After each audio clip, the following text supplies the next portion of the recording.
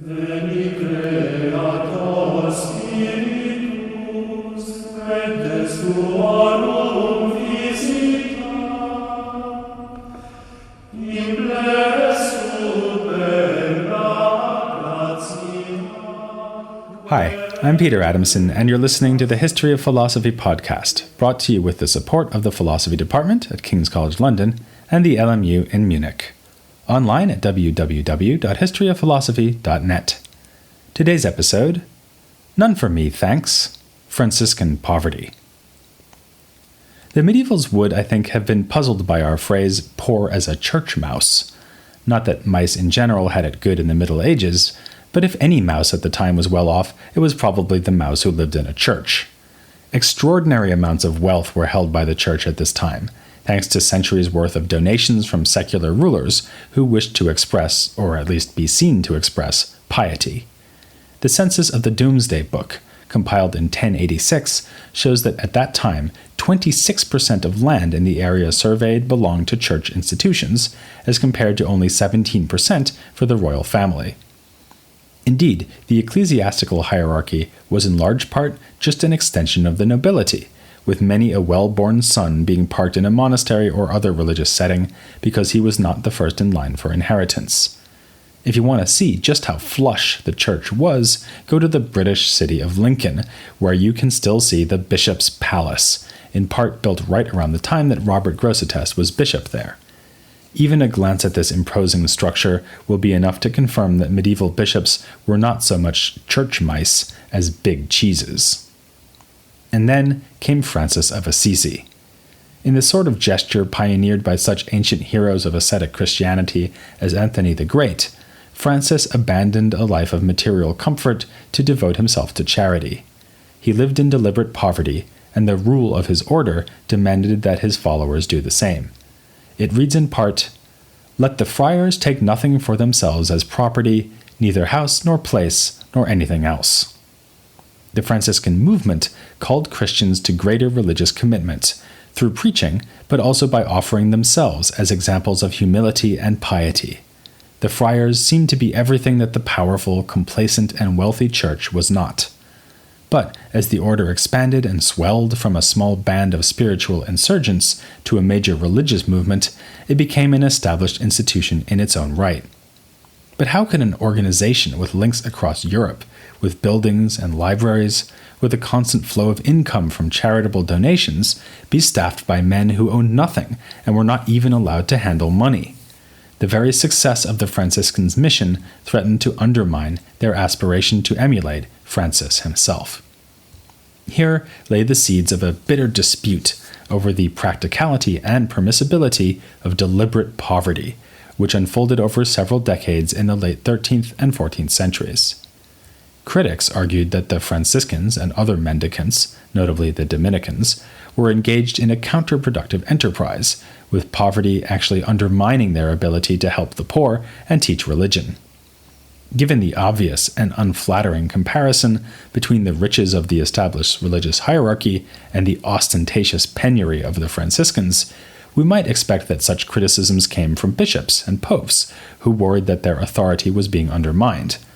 But the earliest critics of the mendicants' vow in the 1250s were motivated by a different political context, one that will be all too familiar to today's professional philosophers: university infighting, especially over the filling of academic positions.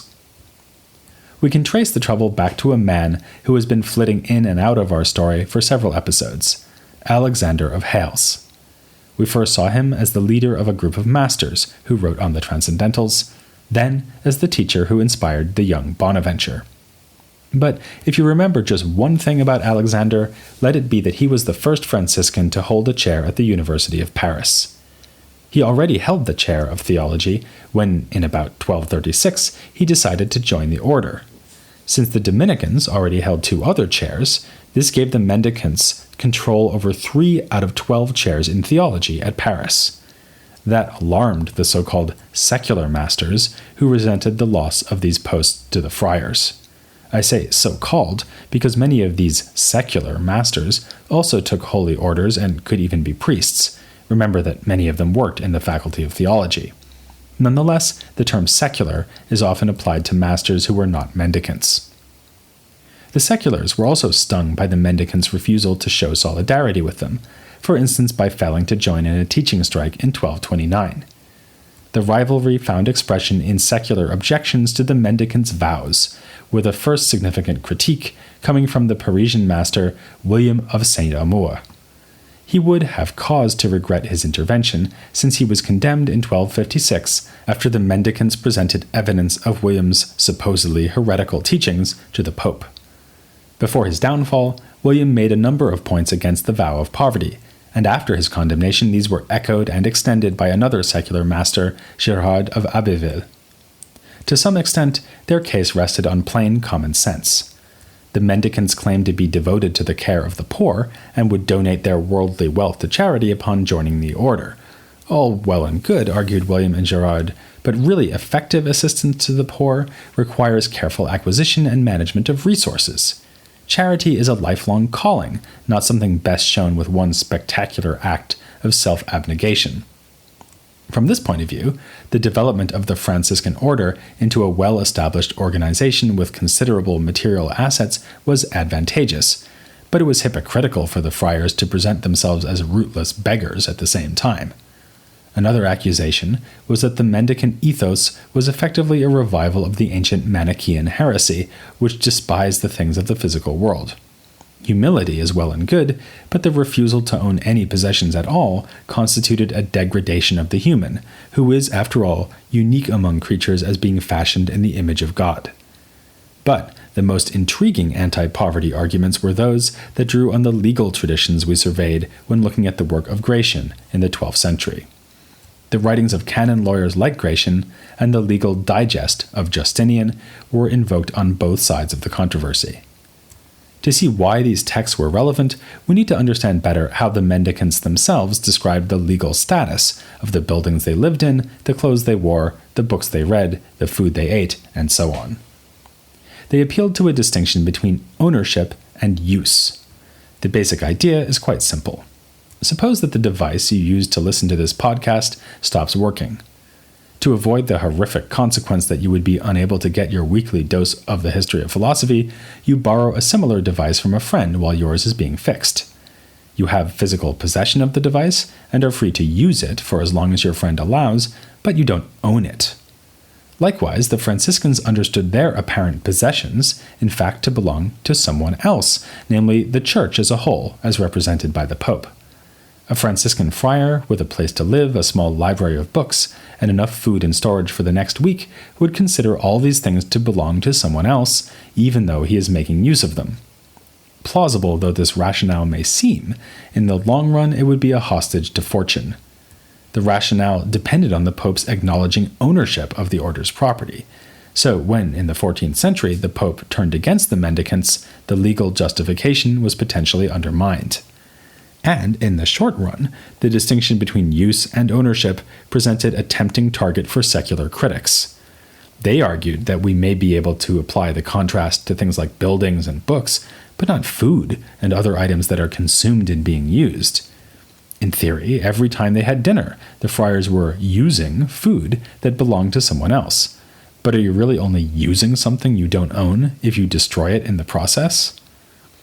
The mendicants may have been poor, but they offered a wealth of arguments in favor of their vow. Numerous Franciscans and Dominicans, including Thomas Aquinas, wrote on the subject, but I'm going to concentrate on Bonaventure and Peter Olivi, the two Franciscans who have been occupying our attention in recent episodes. As Minister General of the Order, Bonaventure was bound to get involved with the issue. Part of his task was to define the implications of the vow more precisely. A treatise aimed at other Franciscans, which may have been written by Bonaventure, answers questions that had been posed about the bounds of acceptable conduct. A friar may own no clothing apart from 2 tunics, and he's allowed to patch one of his tunics to keep it in usable condition. So, would he be allowed to sew his 2 tunics together, treating one as a patch for the other, enabling him to wear 2 layers in winter?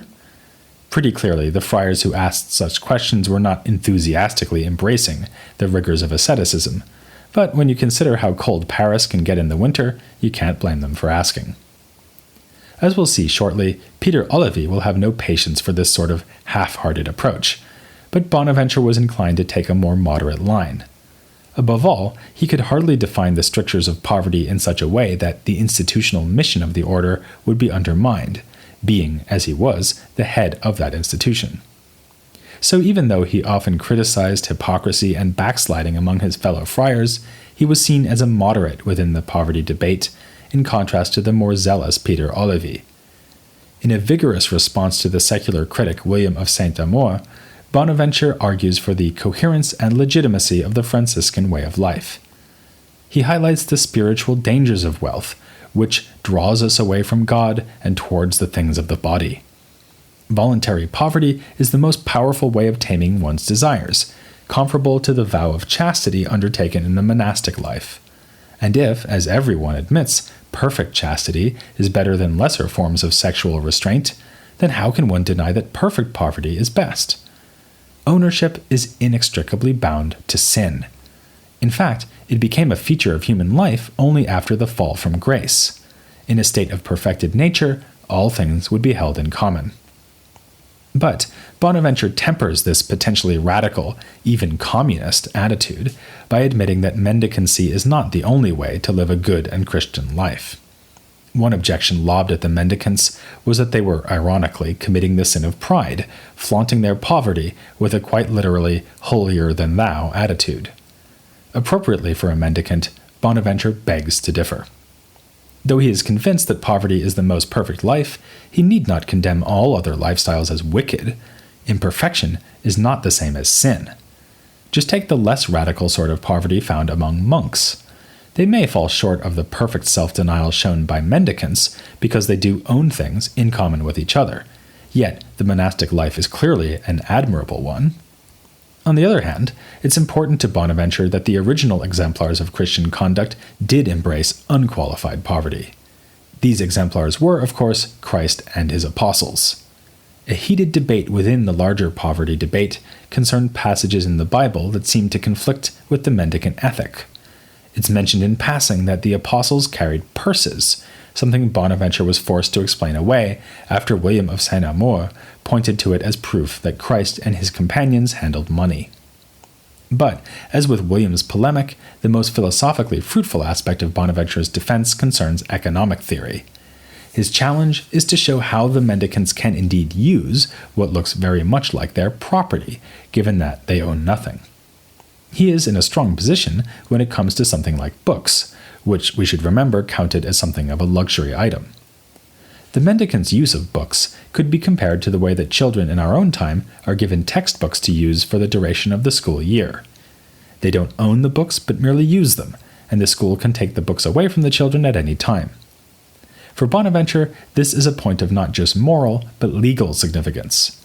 The mendicant has no legal standing whatsoever as concerns the things he uses. Thus, he cannot sue someone in a dispute over property, and must give up the things he uses if the real owner commands, namely the church. This account can even be extended to things consumed in use, like food.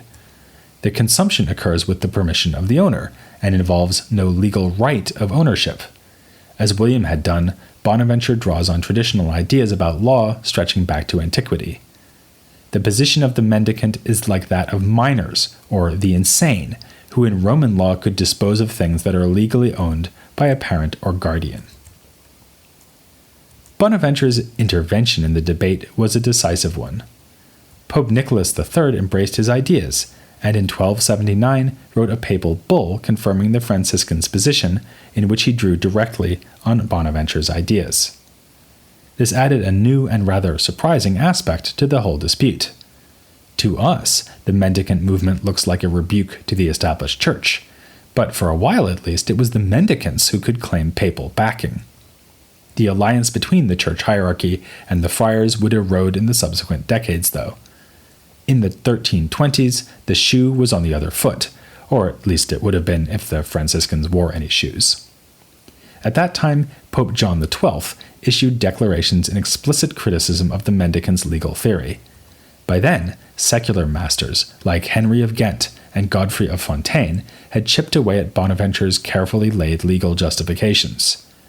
If the mendicants are like minors or the insane, they can't even legally receive gifts, which makes it impossible to give them alms. Aristotle's authority could also be invoked against the mendicants, since he was clearly against the ethos of poverty. His Nicomachean Ethics emphasizes the need for wealth as a component of the good life, if only because it enables us to show generosity towards others. As for the Franciscans' claim that they could coherently abandon all ownership of goods, the secular masters responded that this is in fact impossible. Everyone must at least be guaranteed the basic means of subsistence. This is why one may be excused for stealing food if one is starving to death. Godfrey of Fontaine introduces the idea of natural ownership, a kind of inalienable right so fundamental that one cannot even give it away voluntarily. I'd like to dwell for a moment of how extraordinary this is. We're here seeing the emergence of the notion of a basic economic right. Of course, this is not to say that Godfrey is developing a systematic theory of human rights, but it is a significant step along the way to such theories, something we would scarcely have expected to find within the context of a politicized debate over religious asceticism. The secular arguments damaged the Franciscan case, but the friars' cause was arguably undermined above all from within, as poverty zealots demanded a more radical approach than the one defended by Bonaventure. The main protagonist here is Peter Olivi, who set the theme of poverty within an apocalyptic view of history. For him, Francis of Assisi was the angel of the sixth seal from the Book of Revelation, whose role was to usher in a new and final age of the world. As his followers, the Franciscans were tasked with preparing all of humankind for the end of days, and their utter poverty played a crucial role in this enterprise, since it allowed them to serve as moral exemplars. Like Bonaventure, Olivi vigorously refuted criticisms of mendicancy, but he also turned his fire against other Franciscans, who, among other things, had argued that renunciation of ownership was only implied by their vow rather than included within it. No, insisted Olivi. Renunciation is at the very core of the Franciscan life, and it is of central importance that it grows out of a vow. By taking this vow, the friar performs an act of infinite self-discipline. Indeed, it is doubly infinite. Not only is he giving up all right of ownership, but the promise has no time limit, so that it binds his actions indefinitely into the future.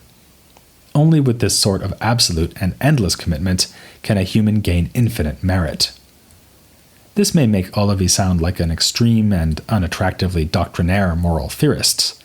That's certainly what his opponents thought.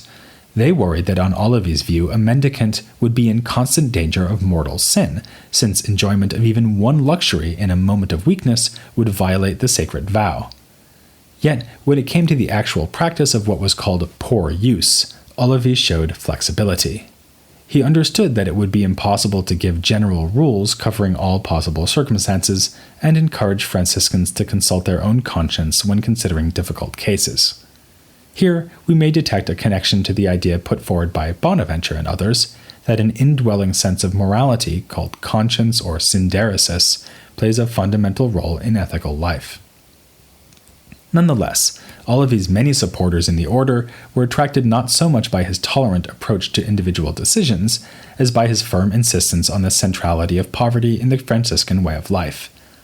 His followers formed a camp within the mendicants, fervent in their asceticism and expecting the end of days. But it also won him enemies and led to him being censured in 1283.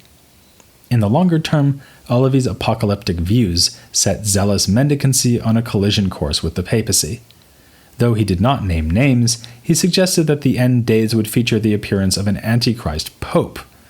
He also hit the churchmen in their apostolically approved purses, asserting that even bishops could and should give up their extensive assets and embrace the mendicant way. Even after his death, Olivi was celebrated as a great spiritual figure by some, while others condemned him as a heretic. The zealot camp within the order would eventually face papal suppression, with 4 friars being burned alive for their intransigence in 1318. A year earlier, Pope John XII had written in some exasperation that, while poverty is great, unity is greater. With that, we'll leave the Franciscans for a time. In fact, for a little while, I'm leaving you also. I am about to begin my traditional month-long summer break. Unlike a zealous Franciscan, I am hoping to store up quite a few treasures for the future. In upcoming episodes on medieval philosophy, we'll be turning to the other mendicant order, the Dominicans, including Albert the Great and, of course, Thomas Aquinas. But first, I will look at a development outside the mendicant movement and even outside the world of universities and schoolmen that has been occupying our attention recently. I'll be considering the Beguine mystics, Hadewicz and Mechtel of Magdeburg, which will give us another chance to recognize the contribution of women to the history of medieval thought. You can expect that episode on September 27th, 2015. A week prior to that, on September 20th, will come a long-awaited debut, as I launch the first of a series of episodes devoted to classical philosophy in India, written together with an expert on the subject, Janardhan Ganeri. I'll be releasing episodes on Indian and medieval thought in alternating weeks throughout the rest of 2015 and probably throughout all of 2016. If you follow the podcast by subscribing to an RSS feed, you'll need to sign up to a second feed to get those episodes on Indian philosophy. Of course, you'll have an announcement about all this in September, and there will be links to everything on the podcast website, where I will, of course, post both the Indian and medieval episodes. So, for the next month, the podcast will be like a Franciscan's bank balance, plenty of nothing. But a wealth of philosophy from two traditions will be available beginning on September 20th, here on The History of Philosophy, without any gaps.